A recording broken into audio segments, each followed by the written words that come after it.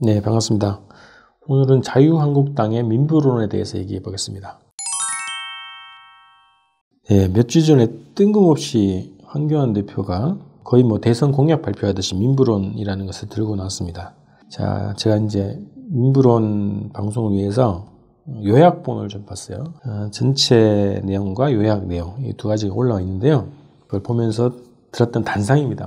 늘 봤던 주장들, 편집을 좀 이쁘게 했더라고요. 그래서 포장을 잘했다 이런 느낌이 들었는데 쭉 훑어보면서 제가 들었던 몇 가지 생각들을 정리해서 좀 말씀드리겠습니다. 자, 주요한 주장이 무엇인가 몇 가지만 좀 골라봤습니다. 국가의 규제를 축소하고 기업과 시장의 자유를 확대해야 된다. 이건 늘 얘기했던 자유한국당식 경제 발전론이죠. 소득주도 성장이 실패했으니까 폐기해라 이런 요구를 하고 있고요. 자, 임금 결정하는 것도 지금 국가 차원에서 최저임금을 결정하잖아요. 근데 이거를 기업과 개별 노동자들이 알아서 처리하게 계약하게 해라 이제 이런 주장을 하고 있어요. 자, 그다음에 경제 위기 탈출의 걸림돌, 일자리 창출의 걸림돌을 노조로 지목을 했어요. 그래서 노조를 규제하고 노동자를 자유시장에 맡겨라 이런 주장을 하고 있습니다. 그래서 노조를 사회 책임을 강화하기 위한 법적인 장치를 만들어라 이런 얘기를 하고 있어요. 자, 법인세를 줄이고 국가 세금으로 기업 지원을 확대해라 이런 얘기 있습니다. 법인세 축소가 세계적인 추세라고 이제 주장을 하고 있는데 사실 왜곡이죠. 세계적으로는 법인세를 강화하고 복지를 확대하는 방향으로 지금 추세가 지금 그렇게 흐르고 있습니다. 세계적 추세와 반대로 법인세 축소를 주장하고 있고요. 인프라 확대를 국가 차원에서 해라 이제 이런 얘기 하는데 말은 좋죠. 인프라 확대를 국가가 하라고 하는데 결국은 기업의 돈으로 하지 말고 기업 지원을 위해서 인프라를 국가 세금으로 하라는 얘기입니다. 자, 그러면 보편적 복지를 처리하고 지출을 줄여라, 복지비를 줄여라 이런 주장을 하고 있는데요. 복지 포퓰리즘 때문에 국가 예산이 축난다 이거예요. 그래서 선택적으로 복지 정책을 펴라 이런 주장을 하고 있습니다. 복지 확대가 경제 위기를 부른다 이런 주장을 하고 있고요. 자, 선택적 복지라는 건 뭡니까? 결국 우리가 예전에 무상급식 논란 때 그런 주장들이 막 부딪혔었는데요. 이재용 아들한테도 공짜밥을 줘야 되냐 이런 논리로 해서 무상급식에 대해서 반대해야 했던 논리가 있었죠. 자, 그래서 진짜 가난을 증명해야 복지를 혜택받는 이런 방식의 복지 정책을 주장하고 있는 겁니다. 이게 이제 민부론에 제가 추려봤던 몇 가지 핵심 주장입니다. 자, 총평을 해보면요. 정말 민망했습니다. 이명박근혜식 자유한국당이 70년 동안 망쳐왔던 경제 방식을 재포장한 것에 불과하다. 자, 자유한국당류들은 국민의 삶이 파탄나고 중소기업이 도산되어도 시장의 자유를 계속 주장해왔죠. 시장의 자유를 더 확대해야 경제 위기를 탈출할 수 있고 결국 그 부가 흘러넘쳐서 국민들한테 간다 이런 논리였죠. 70년 동안 그런 논리로 나라 경제를 망쳐왔고 체계적으로 구조적으로 망쳐왔죠. 그것이 결국은 IMF 신탁 통치를 불러왔고 국가 부도를 불러온 것입니다. 자, 이 민부론의 내용들은 여러 가지가 섞여 있습니다만 말의 성찬이고요. 또 하나는 경제를 망친 주범들이 경제를 살리겠다고 뻔뻔하게 나선 그 작태가 느껴졌어요. 그래서 후한무치하고 적반하장의 총론이다 이런 느낌이 들었습니다. 마지막 부분에 왕이 된 남자에서 나오는 대사를 좀 인용을 했더라고요. 백성보다 4대의 예를 지킨 당신들에 대해서 비판하고 그런 명대사 있지 않습니까? 4대의 예를 지키는 그것보다 백성이 더 중요하다 이런 얘기를 한 거 아닙니까?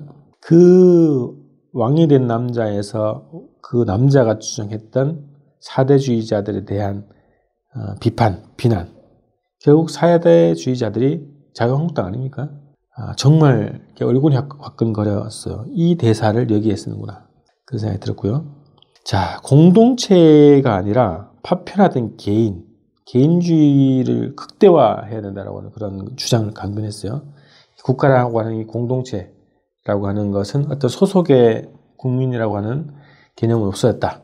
자유로운 개인들의 어떤 무슨 연결, 이런 것으로 국가가 변해가고 있다. 사회가 변해가고 있다. 이런 얘기를 하고 있어요. 자유한국당이 말하는 여기서 얘기하는 경제에서 규제 완화는 결국 약탈의 자유를 얘기하는 거죠. 돈의 자유, 자본가의 자유, 기득권의 자유, 적폐들의 자유를 얘기하는 것이라고 봅니다. 그리고 국가의 부가 아니라 민의 부, 국민의 부를 늘려야 된다 이렇게 주장을 하는데요. 제가 보니까요. 개인들이 열심히 일해가지고 창의적으로 일해가지고 국가를 돕고 개인의 생활은 개인이 책임져라 이런 얘기를 하고 있더라고요. 자, 반성 없는 적폐 잔당들입니다. 또 국민들을 속여 먹으려고 경제혁신론을 들고 나온 것입니다. 그들의 진짜 속내는 뭘까요? 나라와 민족, 국민의 행복이 아니라 어떻게 또 속여 먹어서 집권을 할까? 여기 생각에 집중하고 있다. 이런 생각이 들었습니다. 자유한국당이 지금 민부론을 들고 나온 이유가 뭘까요? 지금 시기에 자, 반문재인 선동의 아주 유효한 소재라고 판단하는 거죠.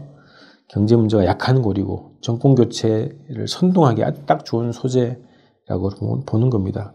이명박도 그렇게 집권한 거 아닙니까? 자, 또 하나는 한국 경제의 대전환을 요구하는 민심을 왜곡하기 위해서 들고 나왔다고 봅니다. 적폐들이 70년간 구조적으로 체계적으로 망쳐온 것이 한국 경제의 근본 문제 아닙니까? 문재인 정부가 아니라 그 어떤 정부가 들어와서도 이 현재 한국 경제의 구조적 본질적 문제를 이해하고 우리 국민들과 함께 풀어나가지 않으면 대법이 없습니다. 그리고 유일한 또 출로는 외세우전, 수출 중심의 해외전 경제를 탈피해야죠. 민족 자력, 협력 경제로 방향 전환을 하는 것이 유일한 탈출구입니다. 그래서 남북 경제협력, 문재인 대통령이 얘기했던 평화경제가 유일한 탈출구라고 할 수 있습니다. 자, 그리고 그와 더불어서 적폐청산, 정치, 경제, 사회, 문화 전반에 있는 적폐청산이 한국 경제 발전의 출로가 될 수 있다는 겁니다. 이런 요구가 국민들이 분출하고 있죠. 더 이상 외세우전 경제하지 말고 평화경제, 남북협력 경제를 통해서 대륙으로 진출을 하고 민족 경제공통주의를 형성해서 한국 경제의 탈출구를 만들자. 이런 것이 민심 아닙니까? 이런 민심을 왜곡시키기 위해서 이 민부론을 들고 났다고 봅니다. 자, 한국 경제 회생의 요구를 왜곡하는 거죠. 경제 위기의 책임을 문재인 정부한테 떠넘기고 있고, 그래서 결국은 정권 교체를 통해서 외세 의존, 4대 내국 분단 기득권 세력들의 독점 체제를 이어가자고 하는 것이 민부론의 핵심 목적이라고 봅니다. 자, 우리는 더 이상 속지 않습니다. 민중을 우습게 보고 있죠. 민부론이라고 하는 어줍잖은 재포장된 경제론을 들고 와서 민중들을 또 속여 먹으려고 하고 있습니다. 그러나 민중들은 속지 않습니다. 70년간의 거짓말, 이제 국민주권 시대에 더 이상 우리 국민들은 속지 않을 것입니다. 자, 이 민부론을 보고 나서 더 절박해진 것, 총선 승리, 반드시 이번 총선을 승리하는 것이 민중의 살 길이라고 생각이 들었습니다. 자한당이 만들려고 하는 세상이 이 민부론에 있습니다. 다시 헬조선, 더 극심한 헬조선으로 가자는 주장이죠. 총선을 이겨야 합니다. 그래야 자한당의 이 민부론을 심판할 수 있습니다. 자한당 민부론을 심판하는 선거일 수도 있겠네요. 자, 이 민부론의 또 경제 문제니까 주요하게는 노동자들의 권리, 국민의 권리를 박탈하는 것이 아주 핵심 요소로 들어가 있습니다.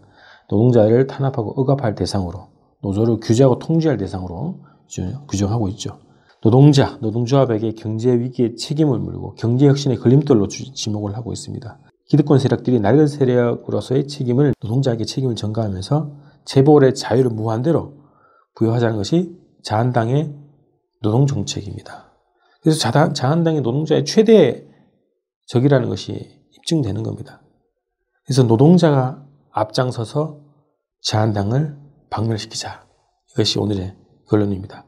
이것이 어떻게 보면 내년 총선 승리의 가장 큰 힘이 아닐까, 결정적인 승리의 요인이 아닐까, 이런 생각이 들었습니다. 기승전 총선 승리. 오늘도 이렇게 방송 마치겠습니다. 금요일에 뵙겠습니다.